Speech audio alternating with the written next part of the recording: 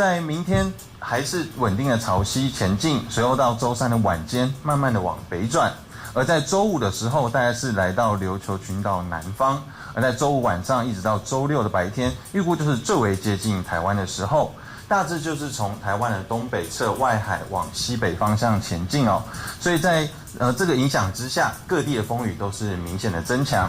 那因为暴风圈是偏大的，预估是在影响台湾的时候，7级风暴风半径还是有来到300公里或以上。那所以在整个中部以北、宜兰花莲都会在暴风圈里面，而南台湾的话，局部也是会受到暴风圈的影响。不过各地的风雨还是主要受到地形还有其他的作用影响，所以还是要特别留意。特别是周五的晚间一直到周六的白天这段时间，今天台风是最为接近哦，所以各地风雨是最明显的时候。那整个降雨雨势来看哦，是整个中部以北跟宜兰花莲都是有比较明显的短阵雨或雷雨的情形。那南台湾相对的降雨是比较短暂一些，也比较局部。那在整个山区，西半部山区预估都可能会有大雨或豪雨，特别是在北部的山区，可能会有长时间的强降雨出现，预估是有豪雨等级以上的降雨出现哦。巴威台风来势汹汹，周五和周六就会是它影响我们最剧烈的时间吗？时间交给淑丽。好了，首先我们就先从大范围的卫星云图先来看巴威台风。这巴威台风现在当然啦是一个强烈台风，而且呢是跟2026年今年4月份的新乐克并列为今年以来的一个风王哦。但是呢，从昨天一直到今天，我们发现事实上呢，它的一个结构上稍稍有被削弱一点点啊，主要是因为有干空气来进入。那现在呢，其实它的整个环流范围还有外围环流的范围是非常庞大的，因为现在7级风的暴风半径达到了350公里，当然近中心每秒的风速呢也来到了60公尺哦。因此呢，这样的一个剧烈而且庞大的台风正朝着台湾的方向来接近。然后呢，虽然现在它的强度有稍稍的减弱，但是呢，看起来未来48小时还是可以维持目前这样的一个巅峰的一个状态。只不过呢，我觉得比较有一个好的消息，就是当它正要侵袭台湾、接近台湾的时候，强度事实上是会再减弱一层的。首先呢，我们就透过海温图来告诉大家，您从海温图当中事实上就可以很明显看到，为什么在48小时之内它还是可以维持目前这样的一个强度。最主要的原因是因为海水的温度其实呢都高达了30度。那但是呢，有没有办法再进一步更强呢？现在看起来其实呢，巴威台风要再更强，其实难度稍稍的有那么一点难。尤其当它越靠近台湾的时候，大家有没有看到这边的海水温度会从30度降到29度，甚至28度？再加上呢，这个呢风切的关系，因此其实当它真的要侵袭台湾的时候，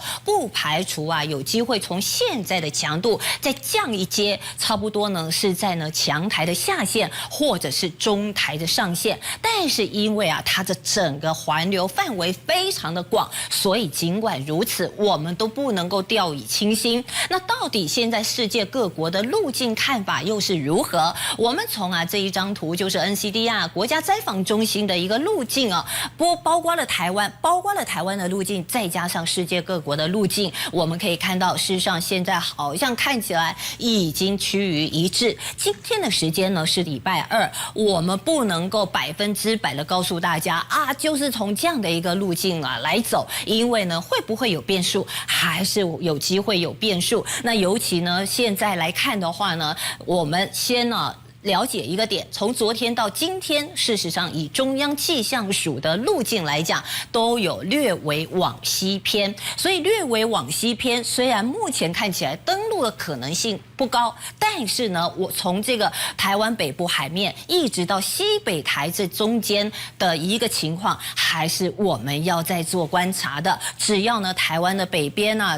海面走，但是如果越来越靠近台湾的陆地，那当然风跟雨的影响程度就会剧烈很多。因此呢，整个台湾风雨的情况都取决于最后巴威台风到底怎么走。但是呢，当然现在巴威台风距离台湾的一个距离，现在呢还有2100公里等它呢逐渐的在接近，我们来看几个重要的时间点。第个时间点就是明天。明天来看的话，事实上要注意的就是海边海上的活动，因为明天开始啊，整个台湾沿海就已经会有长浪了，而且不要小看这个长浪，因为呢巴威台风啊，它整个外围环流包括环流这么广，因此这个长浪的威胁一定要非常的小心。那礼拜四这一天来看的话，因为礼拜五的中午，其实它的暴风圈就够到台湾的海警线，因此在礼拜四的白天，气象署就要预备来发布海上台风警报。礼拜这个4的晚上就要来发布陆上台风警报了。那一路走来的话呢，目前来看，如果按照这样的时间速度方向不变的话，在礼拜6的早上，我们可以看到，事实上就是巴威台风它整个暴风圈笼罩在台湾范围最多，几乎将近2/3以上的台湾都会笼罩在暴风圈的范围底下。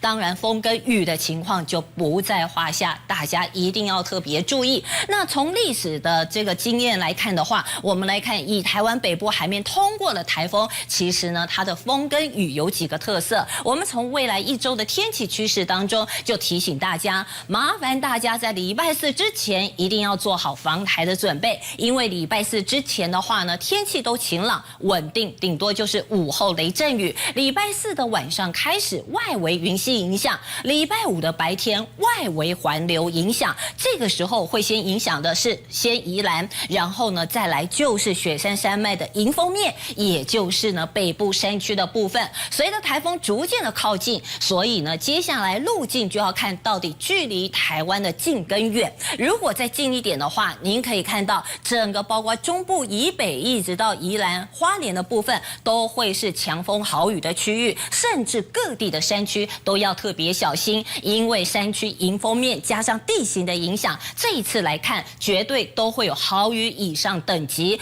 重中之重就是呢桃竹苗的山区会是这一次风跟雨影响最剧烈的地方。那另外呢，到了礼拜天，这一次呢巴威台风走的速度算很快，因此礼拜天逐渐的远离，风跟雨的情况当然会缓和下来。但是礼拜天因为吹的是偏南风，所以呢其实各地尤其在南边的降雨也是明显的，这一点就提醒大家一定要多小心多注意了。时间再交还给主播。巴威台风已经登上了今年的风王，它的暴风圈对台湾的影响不容小觑。最新的台风动态，时间要交给淑丽。好，林心怡，各位观众朋友，大家午安啊！经过我们啊一整个上午的一个观察，首先带着大家先来看看巴威台风目前最新的模样啊。这巴威台风啊，你仔细一看的话，会不会有看到一个端倪呢？一个就是你有没有发现，它在整个结构上面现在变得有稍微没那么清楚，有稍微比较模糊一点点，有没有？这是第一个。第二个呢，我们再来看它的台风中心，有没有发现这台风中心好像也变得比较模糊一点，有没有？好，首先呢，我们要告诉大家，第一个，当你看到这个环流啊的结构，感觉好像没有昨天、没有今天早上啊这么的清晰，最主要呢是有受到干空气的影响，其实的确有稍稍削弱了它的一个强度跟威力，但是啊，你可以看到台风中心似乎也变得稍微比较模糊，来告诉大家，这表示它现在眼强正在置换当中。那眼强正在置换的过程啊，就代表说它其实在这置换过程一结束成功之后，不排除这强度还会有增强的机会。但是因为呢北边一直持续有一些干空气，所以咯海面上再来就是海面上的温度的确也是温暖的30度这样的一个温度。那么因此呢，这样子综合判断的情况之下，在未来48小时之内，其实呢整个巴威台风还是会维持它强台的姿态。好了，那但是呢，当它快接近台湾的时候，其实呢温度就没有那么支持它，它就会从一个强烈台风呢变成一个中度台风的上限，或者是呢强台的下限的方式来影响台湾。当然喽，这对台湾的影响程度又是如何，跟它走的路径是息息相关的。因此接下来这一张图，我们透过各国的路径图，再来带大家来看一下，从今天上半天到现在为止，路径上各国的路径上也不一样了。好，刚刚我们看的是它的结构，是它的外观，现在我们来看世界各国的路径。巴威台风现在距离台湾有多远？目前距离台湾呢有2100公里远，所以呢比上半天再来接近了。好了，再来就是世界各国的路径，来大家看一下，是不是更趋于一致了？所以呢，上半天的时候啊，事实上呢，大家不知道还记不记得？如果你没有看也没有关系。上半天事实上还有一些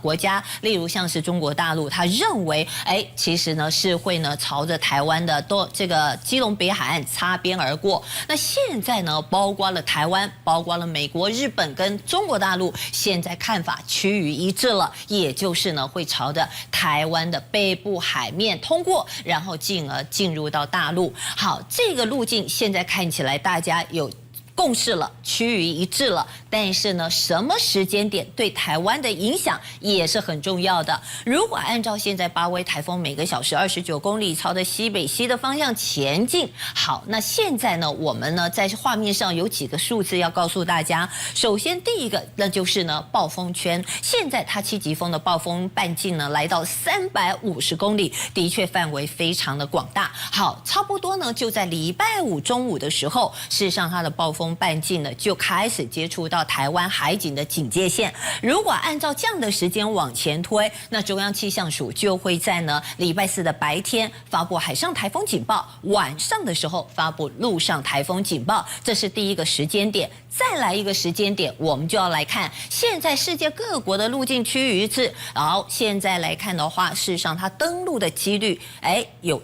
有开始降低了，也就是呢要登陆的机会，目前看是比较降低的，也就是呢不登陆，朝台湾北部海面通过。那如果是这样的情况之下，暴风半径7级风的暴风半径350公里，什么时候是台湾笼罩范围最大的？这个时间点会落在礼拜六早上的6点钟，这个时候我们来看，几乎呢绝大部分的台湾是笼罩在它暴风圈的范围底下的。因此呢，这一次在整个巴威台风，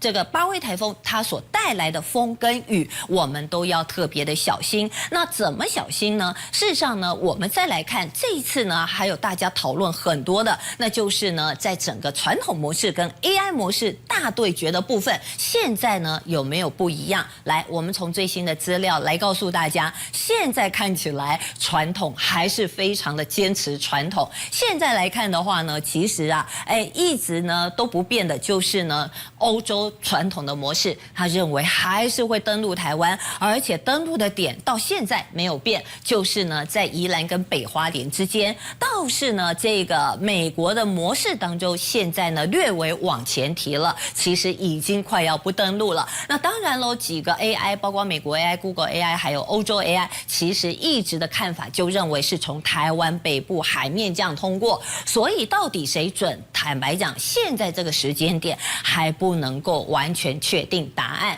但是能够确定的几个点，淑丽在这边要特别提醒大家，透过1周的天气趋势当中，我们提出几个非常重要的一个看法。第一个看法就是在台湾接近的过程，礼拜3的时候开始呢，台湾的沿海就会出现长浪，以这么样强的一个台风，请大家不要忽略了长浪的威力，包括了北部海面、东半部海面、恒春半岛。所以从礼拜3开始，海边海上的活动就要避免了。好，第二个就是呢，礼拜4的时候，外围的云系开始逐渐的影响。礼拜5的白天，其实呢，外围环流影响，第一个影响的区域会是在宜兰的部分，再来就是呢桃竹苗的山区。我们这边提出一个呼吁，那就是呢，桃竹苗山区是这一次整个台风影响的过程当中雨量集中，而且雨势会最大的地方。因此呢，我们特别呼吁，也就是桃竹苗山区的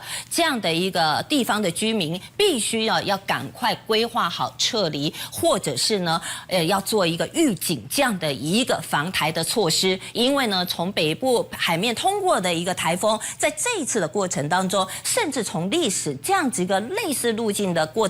路径当中，看起来北部的山区都会是呢这一次影响最为严重的地方。那另外我们再看到一个变化，就是气象署在一个雨区预报的部分，在礼拜5跟礼拜6台风影响最明显的2天的部分，因为路径稍稍的往南偏一点点，因此呢，包括了中部以北到宜兰，还有呢各地的山区都是会有豪大雨，甚至山区会有豪雨以上的这样的一个雨量，所以也提醒观众朋友一定要特别留意。到了礼拜天的时候，这个台风巴威台风走得很干脆，所以礼拜6其实风跟雨会逐渐小下来，降雨的部分虽然还是会有局部性比较大的阵雨，但是呢已经随着台风逐渐远离，那天气上来说虽然有点不稳定，但是没有像礼拜5、礼拜6这么样的一个危险跟剧烈，因此也提醒观众朋友们，趁着天气还有晴朗稳定的时候，